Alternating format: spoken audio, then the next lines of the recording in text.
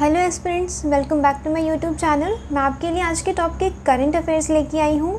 यहाँ मिलेगा आपको एकदम क्रिस्प एनालिसिस, प्रीलिम्स के facts, mains GS paper linkage, PYQs and answer writing के बूस्टर्स। तो बने रहना है आपको वीडियो के एंड तक ताकि आपको सारी चीज़ें मिले। आपको जीएस पेपर 1, 2, 3, 4 ऐसे पीवाईक्यूज, आपको ये सारी चीज़ें मिले। ठीक है, तो बिना टाइम वेस्ट के शुरू करते हैं आज का मिशन यूपीएससी विद परीक्षा सारथी। आज का न्यूज़पेपर आपके लिए इम्पोर्टेंट है जीएस पेपर 1, 2, 3। ठीक है जी, ऐसे के लिए इम्पोर्टेंट है, याद रखना है, बिल्कुल नहीं छोड़ना। अभी कवर कर लेना है आपको ये चीज़ें। ठीक है, देखते हैं जी आज हमें टॉपिक्स क्या क्या कवर करने हैं। सबसे पहले आज हम कल के क्वेश्चंस पढ़ेंगे। ठीक है, कल जो मैंने पढ़ाया था ना, उससे मैं कुछ क्वेश्चंस फ्रेम करती हूँ और अगले दिन पूछती हूँ आपकी रिकॉलिंग पावर देखने के लिए कि आपको कितना रिकॉल हो रहा है जो मैंने कल पढ़ाया था आपको। ज्वाइंट पोल्स कॉन्स्टिट्यूशनल है, ये XCJI चंद्रचूड़ ने कहा है। कैसे इम्पॉर्टेंट है ये साइमल्टेनियस इलेक्शंस के लिए, ये हम पढ़ेंगे जीएस पेपर 2 एंड इंटरव्यू के लिए। अस्त्र BVR मिसाइल को लॉन्च किया गया है, ये प्रीलिम्स एंड जीएस पेपर 3 के पॉइंट ऑफ व्यू से इम्पॉर्टेंट है। जीएस पेपर 3, ठीक है। Indigenous space and defence technologies, ठीक है जी, उसके लिए ये वाली चीज़ें इंपॉर्टेंट है। मिशन विदाउट अ मैंडेट, यहाँ पे ऑथर ने पॉइंट आउट किया है lack of governance in implementing AI। बात समझ आई? नेक्स्ट है जेंडर गैप रिपोर्ट, ये जीएस पेपर 1, 2, 3 ऐसे के लिए, इंटरव्यू के लिए बहुत इंपॉर्टेंट है। ये वाला तो बिल्कुल भी नहीं छोड़ना है। ठीक है, ये वाली जेंडर गैप रिपोर्ट आपको नहीं छोड़नी है, वरना वो टॉप 1% एस्पिरेंट्स कवर कर लेंगे और आप पीछे रह जाएंगे। नेक्स्ट देखेंगे farm crisis made in China. जो हमारी कंट्री में फार्म क्राइसिस है ये मेड इन चाइना है, कैसे है ये भी हम पढ़ेंगे। ठीक है, इसके बाद हम करेंगे मैपिंग, इसके बाद करेंगे वो कैप। मैपिंग और वो कैप भी आपको डेली मिलती है थोड़ी थोड़ी, ताकि आपकी ये चीज़ें भी पैरेलली होती रहे। आज के क्वेश्चंस क्या हैं जी? कल मैंने इलेक्शन कमीशन के बारे में पढ़ाया था। इलेक्शन कमीशन ये कॉन्स्टिट्यूशनल बॉडी है under article 324।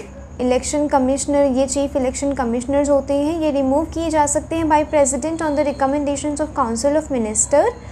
Ji, election commission conducts election to the offices of the president and vice president of India. आपको ये चीज़ें बतानी है कि कौन कौन सी राइट है। ठीक है, कमेंट सेक्शन बताइएगा। Election commission of India, again उस पर क्वेश्चन है, कॉन्स्टिट्यूशन ने एक्सप्लिसिटली प्रोवाइड किया है for the condition of service and tenure of the election commissioners. ये इन्हें एम्पावर्ड किया गया है to adjudicate disputes relating to the disqualification of the parliament of members of parliament under 10th schedule। ठीक है, 10th schedule के अंदर है या नहीं है, कल मैंने आपको ये चीज़ें बताई थी, याद होगी तो आज क्वेश्चन वो आंसर दीजिएगा कमेंट सेक्शन में। इलेक्शन कमीशन के पास पावर है डी रजिस्टर करने के लिए ऑफ पॉलिटिकल पार्टी अगर वायोलेशन होता है मॉडल कोड ऑफ कंडक्ट का। ठीक है, decision of the election commission are subjected to the judicial review, ये चीज़ें भी आप बताएंगे। ठीक है जी। फिर एक क्वेश्चन है नामदफा नेशनल पार्क के बारे में, ये भी मैंने आपको कल पढ़ाया था। नामदफा नेशनल पार्क ये दफा बुंग रेंज ऑफ अरुणाचल प्रदेश में स्थित है। Covers a wide altitudinal range from tropical forest to alpine vegetation, आप बताएंगे। ठीक है, ये ब्रह्मपुत्र रिवर सिस्टम के कैचमेंट एरिया में लाई करता है। ये एक टाइगर रिजर्व है अंडर प्रोजेक्ट टाइगर। मैंने ये चीज़ें कल आपको पढ़ाई हैं, आप इसके आंसर्स देंगे। लेट्स स्टार्ट करते हैं एक ऑफिसर वाली सोच एंड एनालिसिस वाली अप्रोच के साथ। देखते हैं पहली न्यूज़ से, ज्वाइंट कॉन्स्टिट्यूशनल, जो ये ज्वाइंट पोल्स है ना, साइमल्टेनियस इलेक्शंस, इसे XCJI चंद्रचूड़ ने क्या बोला है कि ये कॉन्स्टिट्यूशनल है, इससे इलेक्शन कमीशन के पावर्स को कोई हार्म नहीं पहुंचेगा। हमारे लिए क्या इंपॉर्टेंट है, साइमल्टेनियस इलेक्शंस को पढ़ना जीएस पेपर 2 एंड इंटरव्यू के लिए। ठीक है, साइमल्टेनियस इलेक्शन क्या होता है, साइमल्टेनियसली इलेक्शन करवाना लोकसभा के एंड ऑल लेजिस्लेटिव असेंबलीज़ के, जितनी भी विधानसभाएं हैं ना, सबके साथ में ही करवा देना इलेक्शन, एक साथ करवा देना, वंस एवरी 5 ईयर्स, हर 5-5 साल पे होते हैं सबके अलग अलग, उन सबको एक साथ कर देना है। फर्स्ट 3 जनरल इलेक्शंस जो हुए थे ना 51, 52, 57, 62, ये वाले क्या है, ये वाले 67 वाले जो इलेक्शंस हुए थे ये साइमल्टेनियस हुए थे। आफ्टर 67 ये चेंजेस आए हैं कि अलग अलग टाइम पे होंगे। अब हर साल किसी न किसी स्टेट के इलेक्शन पड़ ही जाते हैं, इस साल देखिए बिहार के हैं, right. Why it is being proposed again, यानी कि ये रिपीटेडली ये वाला इश्यू रेस किया गया है बाय जो भी अलग अलग प्रधानमंत्री आए हैं, president, NITI Aayog and law commission. 2023 में एक कमेटी का गठन किया गया था अंडर रामनाथ कोविंद जो फॉर्मर प्रेसिडेंट हैं, उनके अंडर में हाई लेवल कमेटी का गठन किया गया था। इन्होंने क्या किया, फिजिबिलिटी ऑफ साइमल्टेनियस इलेक्शंस को एनालाइज किया। अब हमें क्या करना है, हमें जीएस पेपर 2 में एंड इंटरव्यू में एक बैलेंस्ड वे में आंसर देना है, जिसमें हम आर्ग्यूमेंट्स इन फेवर भी दिखाएंगे एंड अगेंस्ट भी दिखाएंगे, ठीक है। तो आर्ग्यूमेंट्स इन फेवर क्या है, कॉस्ट सेविंग है। देखिए अलग अलग हर स्टेट के इलेक्शंस हो रहे हैं, इलेक्शन कमीशन को पार्टिसिपेट यस उसके बिना हो ही नहीं सकता, राइट। तो क्या है, कॉस्ट बहुत लग जाती है इसमें। अब देखिए ना, अगर नेशन का इलेक्शन है, ठीक है, लोकसभा का इलेक्शन है, बीजेपी उसमें भी पैसे लगा रही है, और किसी स्टेट का इलेक्शन है जैसे कि उत्तराखंड, यूपी, बिहार, किसी स्टेट का इलेक्शन है, वहाँ पे भी बीजेपी पैसे लगा रही है। तो क्या होता है, कॉस्ट लगती है। और इलेक्शन कमीशन हमारी हमारी गवर्नमेंट ऑफ इंडिया उसके भी तो पैसे लगते हैं इलेक्शन को कंडक्ट करवाने में, पोलिंग बूथ्स होते हैं उन्हें इस्टेब्लिश करवाने में, ठीक है। तो कॉस्ट को रिड्यूस करेगा। रिड्यूस पॉलिसी पैरालिसिस, ठीक है, जो मॉडल कोड ऑफ कंडक्ट है ये थोड़ा एक गवर्नेंस में ना थोड़ी दिक्कत लेके आ जाता है। वन टाइम इलेक्शन जैसे कि आप किसी स्कीम को नहीं आप ला सकते, ठीक है, इलेक्शन के इतने दिन पहले, ये आचार संहिता का एक पार्ट है। तो गवर्नेंस में भी दिक्कत आती है, एडमिनिस्ट्रेटिव एफिशिएंसी को बढ़ाएगा, लेस बर्डन कम रहेगा। देखिए ना, पुलिस लगते हैं, टीचर्स लगते हैं इलेक्शन मशीनरी में काम करने के लिए, ठीक है, टीचर्स जाते हैं स्कूलों से। Boost to development, government can focus on development over 5 years without electoral, यानी कि डिस्ट्रैक्शन नहीं होती। ये नहीं कि यहाँ पे रैली वहाँ पे रैली, वो लोग गवर्नेंस में फोकस कर पाएंगे, सिटीजन्स की वेलफेयर पे फोकस कर पाएंगे। वोट एंगेजमेंट, एक टाइम इलेक्शन रहेगा तो ये टर्न आउट भी बढ़ाएगा, ठीक है, कि 5 साल में एक बार है तो सबके सब जाएंगे कि अरे इतने सालों बाद इलेक्शन आया है, हम पार्टी चेंज करेंगे या पार्टी को जिताएंगे, राइट। तो फटीग नहीं होगा कि अरे अभी कुछ टाइम पहले लोकसभा का इलेक्शन दिया, चलो अभी स्टेट का भी इलेक्शन दो। नेशनल इंटीग्रेशन, आप ये वाले पॉइंट्स ना लास्ट में बोलेंगे, जैसे कि वोटर एंगेजमेंट, जो ये वाले थोड़े लेस रिलेवेंट है। मेन रिलेवेंट कौन सा है जी, कॉस्ट सेविंग, और जो एनर्जी है जो पुलिस ऑफिसर्स के मिलिट्री एम्प्लॉय की जाती है, राइट, जो भी ऐसे नक्सलाइट एरियाज़ में अगर पोलिंग है तो उन सब की एनर्जी हम सही जगह पे चैनलाइज कर पाएंगे, राइट। ये चीज़ें आपको इंटरव्यू में बोलनी इम्पॉर्टेंट है। नेशनल इंटीग्रेशन होगा, यूनिफाइड इलेक्शन साइकिल रहेगी, तो पॉलिटिकल यूनिटी भी बढ़ेगी। अब आर्ग्यूमेंट्स इसके अगेंस्ट में क्या है, फेडरलिज्म को अंडरमाइन किया जा रहा है। अब वोटर की ये टेंडेंसी रहती है कि अगर लोकसभा और स्टेट का इलेक्शन एक साथ हो रहा है तो वो रीजनल पार्टीज़ को छोड़ के जो नेशनल पार्टीज़ हैं, जो बिल्कुल कैरिज्मेटिक पर्सनालिटीज़ हैं आज की, उनको वोट देना चाहेंगे। तो रीजनल पार्टीज़ कहीं ना कहीं अंडरमाइन हो रही है। वो रीजनल पार्टीज़ जो रीजनल इश्यूज़ को हैंडल कर सकती थी, जिन्हें रीजनल इश्यूज़ पता है, वो पार्टीज़ यहाँ पे अंडरमाइन हो रही है। Practical difficulties, what if a state government fails mid term, क्या पता स्टेट गवर्नमेंट फेल हो गई, वहाँ पे प्रेसिडेंट रूल लग गया, अब उसके इलेक्शंस कब होंगे, जैसे कि मणिपुर में लगा था अभी प्रेसिडेंट रूल, वैसा ही अगर लगे तो उसके इलेक्शंस कब होंगे फिर। Reimposing president rule for sink is undemocratic. Logistical challenges है, ठीक है, मासिव रिसोर्सेज एक ही समय पे सारे स्टेट्स में देना चैलेंजेस है, right. One state one narrative, regional issues क्या होंगे जी, नेशनल कैंपेन्स के भीड़ में कहीं छुप जाएंगे। वोटर में कन्फ्यूज़न आ जाएगी, लोकल वर्सेस नेशनल पार्टी, ये वोटर मिस अलाइनमेंट भी बनाएगा, ठीक है, कंट्रीब्यूट करेगा उसमें भी। कॉन्स्टिट्यूशनल एंड कुछ लीगल चैलेंजेस है, आर्टिकल 83(2), ये वाला आपका स्टेट पीसीएस वगैरह एग्जाम्स के लिए ये वाले आर्टिकल्स इंपॉर्टेंट हैं क्योंकि न्यूज़ में है।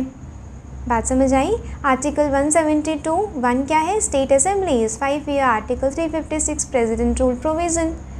अब हमें क्या है, इसमें चेंजेस लेके आने पड़ेगी अगर साइमल्टेनियस इलेक्शंस को लागू किया जाता है तो। आर्टिकल 73, 180, 172, 85, 74, 365, 324 इन सब में चेंजेस चाहिए। Representation of peoples act of 1951 में चेंजेस चाहिए। अब कुछ रिकमेंडेशन आई हैं, तभी ये वाला जो इश्यू है ना, ये बार बार न्यूज़ में आ जाता है।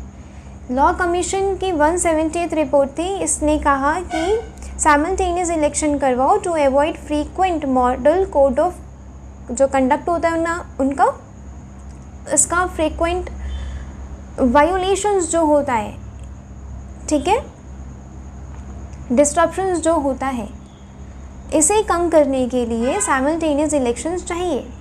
नीति आयोग का प्रपोजल था, इसने कहा कि 2 फेजेस मॉडल इसने सजेस्ट किए, सिंक्रोनाइज इलेक्शंस, ठीक है, लोकसभा और हाफ ऑफ द स्टेट्स ले लो, फेज़ 2 में remaining states with the next Lok Sabha, जैसे कि ये वाली लोकसभा, ठीक है, and half of the states हो गए, half of the states.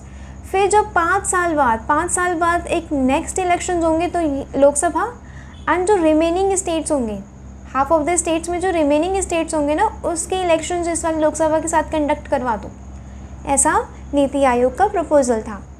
Ramnath Kovind committee suggested framework for simultaneous Lok Sabha assembly local body elections. Report क्या है जी इनकी, जो एक्सपेक्टेड है कि क्या ये इंक्लूड करेंगे legal amendment, synchronization plan, logistic security, EVM preparedness, ये सारी चीज़ें ये लोग प्रिपेयर करेंगे, ठीक है। बात समझ आ रही है। ऐसे आपको देखना है, न्यूज़ आपको पढ़ के नहीं छोड़ देना, आपको उसमें एनालाइज करना है कि साइमल्टेनियस इलेक्शंस मेरे जीएस पेपर 2 के लिए एज वेल एज इंटरव्यू के लिए कैसे इंपॉर्टेंट होगा। इसे कहते हैं एक्चुअल एनालिसिस, वरना फालतू की टीवी जो डिबेट्स होती हैं वो तो टीवी में भी डिस्कस की जाती हैं। आपका मेन मोटिव होना चाहिए एनालिसिस करने का, न्यूज़पेपर को उठाने का, कि आप अच्छे से उसे एनालाइज करके रखें। उसके पूरी पैसे दे रहे हैं यार न्यूज़पेपर लेने में, राइट, तो उसका पूरी वैल्यू आप लें अपने एग्ज़ाम के लिए। Astra BVR missile tested, fire off Odisha coast. Astra BVR को टेस्ट किया गया है जी। ये इसमें क्या है, अस्त्र मिसाइल लॉन्च की गई है। ये air to air beyond visual air to air missile है फ्रॉम SU-30 के एयरक्राफ्ट से ओडिशा से, ठीक है। The missile has a range of exceeding 100 kilometre, equipped with the state of art guidance navigation system, ठीक है। ये प्रीलिम्स में क्वेश्चन आ सकता है एंड आपके जीएस पेपर 3 में भी, कि इंडिया आप कैसे इंडिजीनियसली मिसाइल को अब मैन्युफैक्चर कर रहा है, या डिफेंस में कैसे नाम रोशन कर रहा है इंडिया का टू द वर्ल्ड, ठीक है। ये चीज़ें फिर आप लिखेंगे, आप उसमें अस्त्र BVR का नाम लिखेंगे। अस्त्र BVR, ये आपके आंसर को पता है क्या, जैसे कि आप करंट की चीज़ें आप लिखते हैं ना अपने आंसर्स में, तो एग्ज़ामिनर को लगता है कि आप अवेयर हैं, आपके जो नेशन एंड इंटरनेशनल अफेयर्स हैं आप उनसे वेल अवेयर हैं, ठीक है। इसलिए ये चीज़ें एग्जाम्पल्स लिखने इम्पॉर्टेंट है। अस्त्र BVR ये मिसाइल है, एयर टू एयर मिसाइल है, डेवलप्ड बाय DRDO।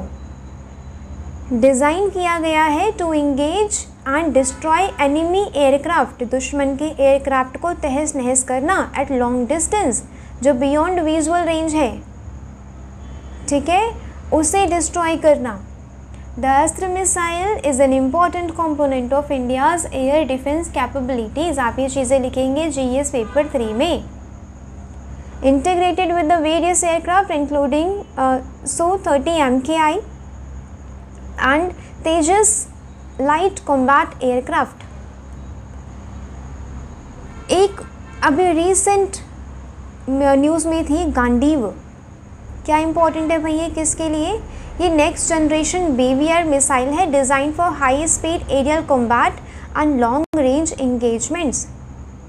गांडीव का क्या टारगेट कर सकते हैं? Up to 340 kilometre away the high altitude. High altitude में 340 किलोमीटर तक ये टारगेट कर सकती है। अस्त्र मिसाइल के बारे में थोड़ा सा बताया गया है। Advanced views beyond visual range, air to air, 100 kilometre, ठीक है, जो टारगेट्स है बियॉन्ड जो 100 किलोमीटर उसे टारगेट कर सकता है without direct visual contact. Developed किया गया है बाय DRDO, मैन्युफैक्चर किया गया है भारत डायनामिक्स लिमिटेड। कुछ चीज़ें याद रहेंगी, DRDO वाला याद रखिएगा, नीचे की जो कंपनी है उसे ना याद रखिएगा, ठीक है, चलेगा।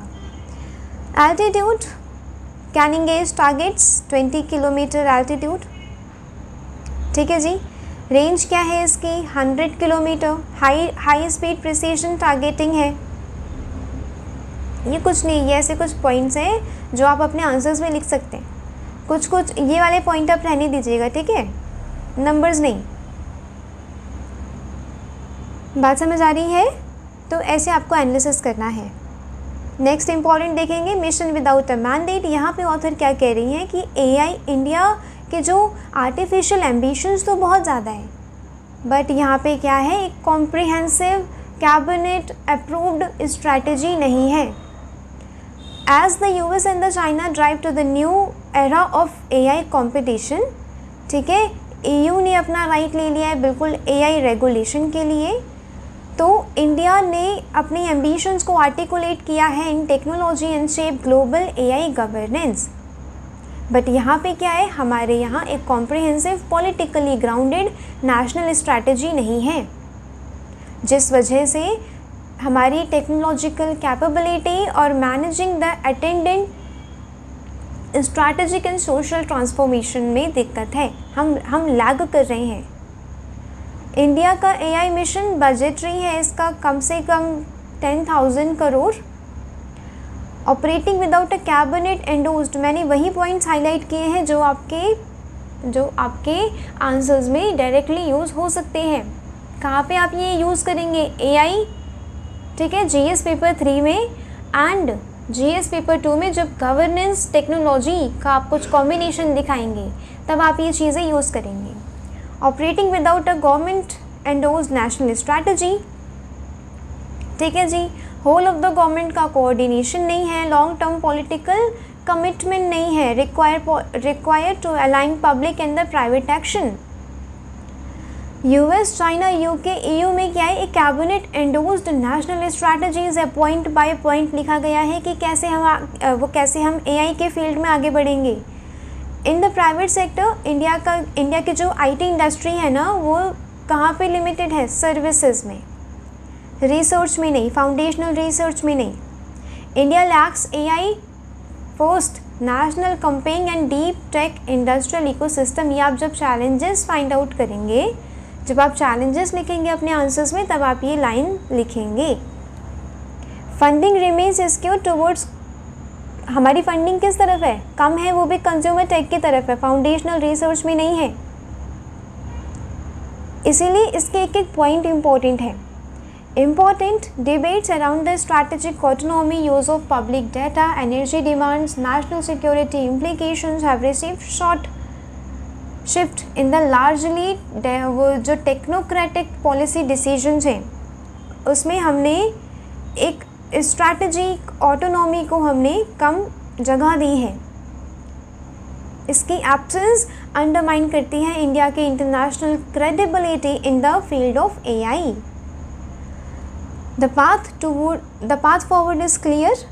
क्या कह रही हैं? कैबिनेट एंडोर्स्ड नेशनल स्ट्रैटेजी हो, आप ये चीज़ें इंटरव्यू में बोलेंगे, ठीक है। एक एम्पावर्ड कोऑर्डिनेटिंग अथॉरिटी चाहिए with the whole of government mandate, जो रिसर्च एंड डेवलपमेंट को अलाइन करे, इंडस्ट्रियल पॉलिसी को अलाइन करे, security strategy frameworks and public engagement पे ध्यान दे, ठीक है जी।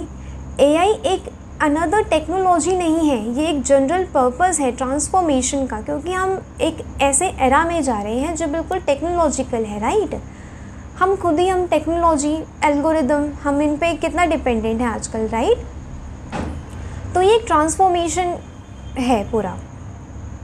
Will reshape in national security, economic structure and social contract itself. तो हमारी ये ड्यूटी बनती है कि हम इस ट्रांसफॉर्मेशन की जो पॉलिसी स्टेबिलिटी एंड लेजिटिमेसी चाहिए वो हम उसे दें through building a broad based international deliberation. ठीक है जी, याद रखेंगे। ये स्ट्रेंथन करेगा हमारी यंग पॉपुलेशन को, अ कॉम्पिटिटिव डिजिटल इकोनॉमी को एंड वर्ल्ड की लार्जेस्ट डेमोक्रेसी है इंडिया, ठीक है, उसे। ये एसेट्स हैं हमारी कंट्री के, ये एसेट्स हैं हमारी कंट्री के जो कंबाइन करेंगे अगर इनोवेशन एंड इंक्लूजन, अपने आप तो नहीं आ जाएंगे, मेहनत करके लेके आना पड़ेगा, ऐसे ऑथर कह रही है।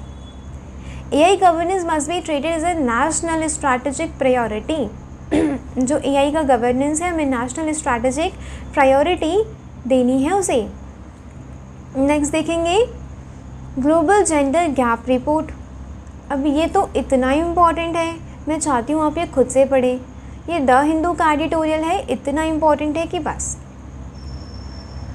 अगर आप द हिंदू नहीं भी पढ़ते ना तो फिर मैं PDF तो आपको देती हूँ डेली, डिस्क्रिप्शन बॉक्स में लिंक मिल जाती है आपको, वहाँ से ज्वाइन कर लीजिएगा एंड PDF में ये वाला एडिटोरियल पढ़िएगा।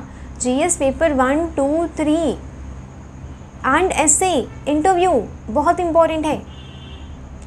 इकोनॉमिक फोरम की रिपोर्ट आई है जी, ग्लोबल जेंडर गैप रिपोर्ट 2025 के। इंडिया क्या है जी, बिहाइंड है अभी भी काफ़ी। 148 में से सिर्फ 131 रैंक आई है इंडिया की। इकोनॉमिक पार्टिसिपेशन और हेल्थ और सर्वाइवल में तो बहुत पीछे है इंडिया वुमेन की, ठीक है। इंडिया का सेक्स रेशियो क्या है, 1 of the skewed and most skewed in the world है। ये एक परसिस्टेंट हमारे जो हमारी सोसाइटी की जो एक थिंकिंग बनी है, सन मेटा प्रेफरेंस, सन सन सन चाहिए, ठीक है। The healthy life expectancy for a women is lower than man, ठीक है। हेल्दी लाइफ, जैसे कि आपने देखा होगा कि आपके गांव वगैरह के इलाके में काफ़ी सारी ऐसी वुमेन रहती हैं जो अपनी हेल्थ, जो इलनेस है उसके जो इंडिकेटर्स होते हैं, जो सिग्नल्स होते हैं, वो उसे इग्नोर करती जाती हैं। और अगर कोई बड़ी बीमारी पता भी चल जाती है ना, वो तब भी उसका इलाज उन्हें मिल नहीं पाता, एक्सेसिबल नहीं हो पाता, अफोर्डेबल नहीं हो पाता। Point two chronic neglect in the reproductive health. अगर हमारे हेल्थ इंडिकेटर्स कम हो रहे हैं, इसका मतलब क्या है, रिप्रोडक्टिव हेल्थ पे ध्यान नहीं दिया जा रहा है। Preventive care and nutrition, women क्या खाती हैं, लास्ट खाती हैं, लीस्ट खाती हैं, आपने देखा होगा अपनी फैमिली में भी कभी कभी, ठीक है। स्पेशली फ्रॉम जो लोअर इनकम है, जो रूरल बैकग्राउंड से आते हैं, उनकी फैमिली में ये होता है। Without good health economic inclusion become impossible.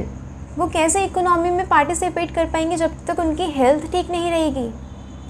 Nearly 57% Indian women 15 से 49 के एज ग्रुप में क्या है, एनेमिक है, खून की कमी है उन्हें, नेशनल फैमिली हेल्थ सर्वे ने पॉइंट आउट किया है। तो इनकी एबिलिटी टू लर्न, काम करना, ठीक है, एंड प्रेगनेंसीज को कैरी करना सेफली नहीं हो पाएगा फिर तो, जब तक इनके हेल्थ इंडिकेटर्स ठीक नहीं होते, जब तक ये अनेमिया से नहीं उभर पाती हैं। वुमेन कंटिन्यू टू अर्न, यहाँ पे इकोनॉमिक पार्टिसिपेशन बताया गया है, फीमेल वर्कफोर्स पार्टिसिपेशन रेट काफ़ी लो है, ठीक है। और women continue to earn less than a third of what man do, ठीक है। ये वाले आप लिखेंगे, जो भी डाटा यहाँ पे डिस्कस किया गया है ना, आप वो लिखेंगे अपने एसेज में, अपने जहाँ पे भी मौका मिले। GS पेपर 1 में वुमेन टॉपिक है, GS पेपर 2 में हेल्थ है, एजुकेशन है, सोशल इंक्लूजन है, राइट। GS पेपर 3 में भी इम्पॉर्टेंट है, ठीक है, इंक्लूजन है वहाँ पे, एंड essay के लिए इम्पॉर्टेंट है। एक ग्लोबल इंस्टीट्यूट है, उसने क्या फाइंड आउट किया है कि अगर इस ग्लोबल जेंडर गैप को कम कर दिया जाए तो इंडिया को मिलेंगे $770 बिलियन। ये इंडिया की GDP है जो बाय 2025 उसमें ऐड हो जाएगा ये, अगर हमने ये गैप को कम किया, क्लोज किया। Women remain busy in informal में ज़्यादा है वुमेन, अंडर रिप्रेजेंटेड हैं। डिसीजन मेकिंग जो स्पेसेस होते हैं, जो बड़े बड़े टॉप पोजीशंस होती हैं कंट्री में, ग्लास सीलिंग वगैरह जैसे फिनोमेना है। पिंक कॉलराइजेशन है। पिंक कॉलराइजेशन का मतलब क्या होता है, कुछ जॉब्स वुमेन के लिए रिजर्व कर दी गई, जैसे कि caring job, catering job, cleaning job, ये 3 C's हैं, ठीक है। ये जॉब वुमेन के लिए बिल्कुल रिजर्व कर दी गई, जिस वजह से उनका जो टॉप लेवल, टॉप पोजीशंस में उनके जो पार्टिसिपेशंस हैं वो नहीं हो रही है। अनपेड केयर वर्क, आपको पता ही आपके घर में काम कौन करता है, right. The burden of unpaired care work बहुत होता है। वुमेन परफॉर्म नियरली 7 times मोर अनपेड डोमेस्टिक वर्क, यानी कि घर के कामों में एक मैन के हिसाब से एक वुमेन लगाती है अपना 7 गुना ज़्यादा काम करती है। तो क्या उनके पास इतना समय और एनर्जी बचती होगी कि वो और पब्लिक पार्टिसिपेशन में, पब्लिक स्पेयर में, पब्लिक फील्ड में पार्टिसिपेट कर सकें? हमें क्या करना है, यहाँ पे ऑथर कह रहे हैं कि इन्वेस्ट करना है हमें केयर इंफ्रास्ट्रक्चर। केयर इंफ्रास्ट्रक्चर में जिन्हें केयर की ज़रूरत है, जैसे कि चाइल्ड केयर सेंटर्स हो गए, एल्डर केयर जो मतलब सर्विसेज हो गई, मैटरनिटी बेनिफिट्स हो गए, हमें ये चीज़ें बढ़ानी हैं ताकि उनके पास बर्डन ना रहे, प्रेगनेंसी कैरी करने का बर्डन ना रहे, उनके पास मैटरनिटी बेनिफिट्स रहें, चाइल्ड केयर सेंटर्स रहें, उनके घर में जो बड़े बूढ़े बुज़ुर्ग हैं उनकी सेवा में जो उनका टाइम जाता है वो एक प्रोडक्टिव काम पे लगे, ठीक है। केयर इकोनॉमी को हमें बढ़ाना है, जैसे कि यूरुग्वे एंड साउथ कोरिया ने किया एंड वहाँ पे बहुत ही पॉजिटिव रिजल्ट्स देखने को मिले। It's percentage of senior citizen हमारी कंट्री में बढ़ते जा रहे हैं, नियरली डबल बाय 2050 डबल हो जाएंगे। हमारी पॉपुलेशन का 20% हिस्सा कौन सा होगा, एल्डरली पॉपुलेशन, जो काम नहीं कर सकता। इसमें कौन सी होंगी, ज़्यादातर जो हिस्सा होगा वो वुमेन का होगा। लाइफ एक्सपेक्टेंसी किसकी ज़्यादा है, वुमेन की ज़्यादा है, पता है आपको। तो विडो बचेंगी वुमेन, विडो बचेंगी, डिपेंडेंट रहेंगी अपने बेटे पे, अपने पोते पे। बात समझ आ रही है। स्पेशली विडोज़, इनकी हाई डिपेंडेंसी हो जाती है। फर्टिलिटी रेट वैसे भी कम हो रहा है NFHS 5 के हिसाब से। वर्किंग एज पॉपुलेशन क्या करेगी, श्रिंक करेगी, एल्डरली बढ़ेगी एंड वर्किंग एज पॉपुलेशन, देखिए जब जो फर्टिलिटी रेट है, टोटल फर्टिलिटी रेट ये बिलो रिप्लेसमेंट लेवल है, तो क्या होता है, हमारी पॉपुलेशन जा रही है डिक्लाइनिंग फेज में। बात समझ आ रही है इतनी, इसीलिए बहुत ही अच्छे से आपको 360 डिग्री व्यू लेके आपको एनालाइज करना होता है editorial. Working age population will shrink और केयर बढ़ेगी। केयर में कहाँ जो केयर बढ़ेगी वो किसके ऊपर बढ़ेगी, ज़्यादा वुमेन के ऊपर। अगर वो कहीं बाहर काम भी कर रही है तो भी उस पर डबल शिफ्ट हो जाती है, घर का भी करो, केयर भी करो एंड वो काम भी करो बाहर का। Gender equality is no longer just a right issue, ये एक सिर्फ एक अधिकार का इशू नहीं है, ये हमारे एक डेमोग्राफिक एंड इकोनॉमिक नेसेसिटी भी है। अगर ऐसे ही वुमेन बिल्कुल एक्सक्लूड होती रही, एग्जिट होती रही वर्क फोर्स से, तो जो कमानी, जो मतलब इकोनॉमी किसके हाथ में आ जाएगी, उन कुछ मेन के हाथ में आ जाएगी जो कमा रहे हैं, क्योंकि कुछ उनमें से भी कुछ बच्चे हैं, कुछ बूढ़े हैं, तो जो कमा रहे हैं वो वाले मेन के हाथ में आ जाएगी इकोनॉमी, उन पे बर्डन क्रिएट होगा, फिर ये फिस्कल स्टेबिलिटी को अंडरमाइन करेगा। पब्लिक हेल्थ सिस्टम को प्रायोरिटाइज़ करनी चाहिए, वुमेन की नीड्स को हमें क्या करना है, इन्वेस्टमेंट करना है, ठीक है, वुमेन की नीड्स में, केयर सर्विसेज में, ताकि जो अनपेड वर्क है वो रीडिस्ट्रीब्यूट हो सके। वुमेन को हमें एक बेनिफिशियरी की तरह नहीं देखना, उन्हें एक बिल्डर्स ऑफ इकोनॉमी, बिल्कुल half of the population are women, तो वुमेन को बिल्कुल कंधे से कंधा मिला के चलाने के लिए हमें कुछ एफर्मेटिव एक्शंस लेने होंगे। बात समझ आ रही है। तो उन्हें बेनिफिशियरीज़ की तरह नहीं देखना, बिल्डर्स ऑफ इकोनॉमी की तरह देखना है। Equality as central to its economic and demographic future, it risks squandering the gains it has worked so hard to achieve. बात समझ आ रही है। जो इक्वालिटी है, समानता है, बहुत इम्पॉर्टेंट है अगर हम अपनी इंडिया की इकोनॉमी को आगे बढ़ाना चाहते हैं तो। बात समझ आ रही है। ये वाला एडिटोरियल मैं चाहती हूँ कि आप खुद से पढ़ें, जो मैं PDF प्रोवाइड करती हूँ ना, ये विदाउट एनोटेशंस होती है, तो आपको उसमें पूरा क्लियरली विजिबल होगा, ठीक है। ये आप खुद से पढ़िएगा, इम्पॉर्टेंट पॉइंट आप नोट्स में लिखिएगा। Farm prices made in China. अब क्या है, चाइना कभी अपनी एक्सपोर्ट पे बैन लगा देता है, जैसे कि हमारा कुछ टेरिटोरियल डिस्प्यूट है चाइना से, वो क्या कर रहे हैं, वो एक और ज़रिया अपना लेता है इंडिया को टॉर्चर करने का। जैसे कि फर्टिलाइज़र्स के एक्सपोर्ट को बैन कर दिया अपनी कंट्री में, ठीक है, कि मतलब फर्टिलाइज़र हम एक्सपोर्ट नहीं करेंगे बाहर या इंडिया में नहीं करेंगे। रेयर अर्थ एलिमेंट्स को हम बाहर या फिर इंडिया में एक्सपोर्ट नहीं करेंगे। जो रेयर अर्थ मेटल्स होते हैं, जो एलिमेंट्स होते हैं, वो हमारी सेमीकंडक्टर एंड जो इलेक्ट्रिक व्हीकल्स होती है, इन सब इंडस्ट्रीज़ के लिए कितना इम्पोर्टेंट है। अगर इन सब चीज़ों में चाइना ऐसे करेगा तो जो रिलेशंस होते हैं ये और ख़राब हो जाते हैं, और हमारे फार्म क्राइसिस भी, क्योंकि अब फर्टिलाइज़र्स की हमारी हाई डिपेंडेंसी है on China. India is the largest importer of di ammonium phosphate in the world. Second most used fertiliser in the world है, इन द कंट्री है, आफ्टर यूरिया। आफ्टर यूरिया के बाद हम कौन सा यूज़ करते हैं, डाई अमोनियम फॉस्फेट। चाइना एक हिस्टोरिकली टॉप एक्सपोर्टर रहा है इंडिया का, एक्सपोर्ट करता है डाई अमोनियम फॉस्फेट। तो इंडिया के फर्टिलाइज़र के लिए बहुत इंपॉर्टेंट है। ये high value horticulture crops like fruits vegetables में यूज़ होता है। अब क्या है, खरीफ सीज़न है, तो shortage of di ammonium phosphate क्या है, ये फार्मर्स पे अलग से स्ट्रेन रख रही है, हमारी एग्रीकल्चर पे स्ट्रेन रख रही है, जिस वजह से अब फार्मर सुसाइड भी देखने को मिल सकते हैं। The government is the no urgency, it has repeatedly, जैसे कि यहाँ पे ऑथर थोड़ा क्रिटिकली इवालुएट कर रहे हैं गवर्नमेंट के पॉलिसीज़ को। कह रहे हैं कि एक तरफ तो वो आत्मनिर्भर भारत का नारा देती है और दूसरी तरफ हमें निर्भर बना रही है।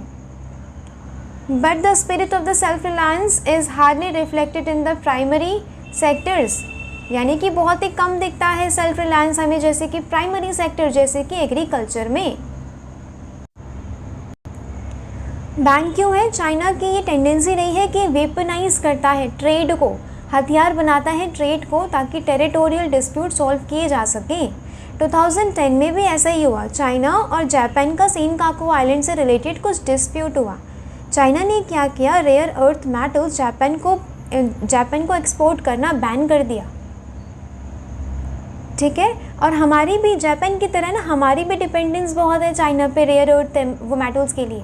अब जापान क्या कर रहा है, अपने रेयर अर्थ मेटल्स को लेने के लिए डाइवर्सिफाई कर रहा है सोर्सेस, ठीक है। हमें भी ऐसा ही करना चाहिए। रेयर अर्थ मेटल्स की डिपेंडेंस को इंपोर्ट करने की डिपेंडेंस हमारी सिर्फ एक कंट्री पे ना रहे, खुद की कंट्री में एक्सप्लोरेशन भी हो, टेक्नोलॉजीज़ को एडवांस किया जाए, ठीक है। और हमें दूसरी कंट्रीज से भी मल्टीलेटरल, बायलेटरल, रीजनल जो पार्टनरशिप होती है इसे और बढ़ाना चाहिए इस फील्ड में, ताकि हम चाइना को बाईपास कर सकें, ठीक है। इंडिया पहले ही विक्टिम बन चुका है रेयर अर्थ एलिमेंट्स जो रिजर्व्स होते हैं उसके एक्सपोर्ट के बैन से। तो चाइना डायरेक्टली तो इंडिया को बैटल फील्ड में तो चैलेंज नहीं करता, ना ही डिप्लोमेटिक फोरम्स में करता है। वो क्या करता है, एक कोवर्ट असॉल्ट, कोवर्ट मतलब छुपे छुपे तरीके से वार करता है। कहाँ पे, फार्म्स में, हमारे इंफ्रास्ट्रक्चर प्रोजेक्ट में, मैन्युफैक्चरिंग सेक्टर पे, जैसे कि फर्टिलाइज़र्स को बैन कर दिया, बहुत ही जो क्रूशियल फर्टिलाइज़र है इंडिया के लिए, रॉ मटेरियल है, उसे बैन कर दिया, रेयर अर्थ एलिमेंट्स को बैन कर दिया। तो यहाँ पे यही ऑथर कह रहे हैं कि हमें चाइना पे डिपेंडेंस कम करनी है, अपनी कंट्री को आत्मनिर्भर बनाना है, तो हमें फर्टिलाइज़र्स, रेयर अर्थ मेटल्स पे स्टेप्स लेने होंगे, डिपेंडेंस कम करनी होगी। नेक्स्ट देखते हैं जी मैपिंग में आज मैं लेके आई हूँ आप सबके लिए येलो सी के north west Bohai C, this is China, north Korea, south Korea, ठीक है जी। इसके थोड़ा साउथ में क्या दिखेगा, ईस्ट चाइना सी, येलो सी याद रहेगा, ठीक। यहाँ पे देखिए, यहाँ पे ना कुछ बे है, बोहाई बे, ये वाला वैन बे आप पढ़ेंगे, कोरिया बे, ठीक है। यानी चीज़ें आप ध्यान रखेंगे येलो सी के लिए। यहाँ पे चेजू स्ट्रेट, यांगसे रिवर कहाँ आ रही है, ईस्ट चाइना सी में। यांगत्से रिवर ना चाइना से आती है, चाइना से आती है, कहाँ आ रही है, ईस्ट चाइना सी में। याद रखेंगे इतना, ठीक है जी। नेक्स्ट है वोकैब। वोकैब में आज का वर्ड है सुकम्ब। इसका मतलब क्या होता है, दबना, ठीक है। सिनोनिम्स क्या है, गिविंग इन, गिव इन या गिव वे। एंटोनिम्स क्या है, रेजिस्ट करना। अब समझ आ गया होगा पूरा। यानी कि इसका मतलब क्या होता है कि हम दब रहे हैं, ठीक है, हम रेजिस्ट नहीं कर रहे हैं फोर्स के अगेंस्ट। और इसका एंटोनिम्स क्या है, वही रेजिस्ट कर रहे हैं। बात समझ आई। इसीलिए मैं आपके लिए डेली वोकैब का एक वर्ड लेके आती हूँ, ताकि आप डेली एक एक वर्ड भी पढ़ेंगे ना तो भी आपकी वोकैबुलरी अच्छी हो जाएगी। हम द हिंदू, इंडियन एक्सप्रेस जैसे न्यूज़पेपर्स पढ़ रहे हैं तो क्यों ना अपनी वोकैब भी ठीक कर लें साथ साथ, ठीक है। याद रखिएगा, ऐसे ही करना होता है आपको न्यूज़पेपर का एनालिसिस, कि आप एक न्यूज़ पढ़ के छोड़ ना दें। आप उससे पूरा देखें कि ये मेरे कैसे जीएस पेपर्स में, ऐसे में एंड इंटरव्यू में इम्पॉर्टेंट हो सकता है, ठीक है जी। बात समझ आई। और देखिए ना, मैंने और चैनल्स देखे न्यूज़पेपर एनालिसिस के, उसमें मैंने देखा कि कितनी फैक्चुअल इन्फॉर्मेशन वो जो काम की नहीं है यार, किसी भी एग्ज़ाम के लिए वो काम की नहीं होती है, वो सब भी पढ़ाई जाती है। तो तब मैंने सोचा कि बच्चों को सही पढ़ाना कितना इम्पॉर्टेंट है और सही पढ़ना कितना इम्पॉर्टेंट है। बात समझ आई।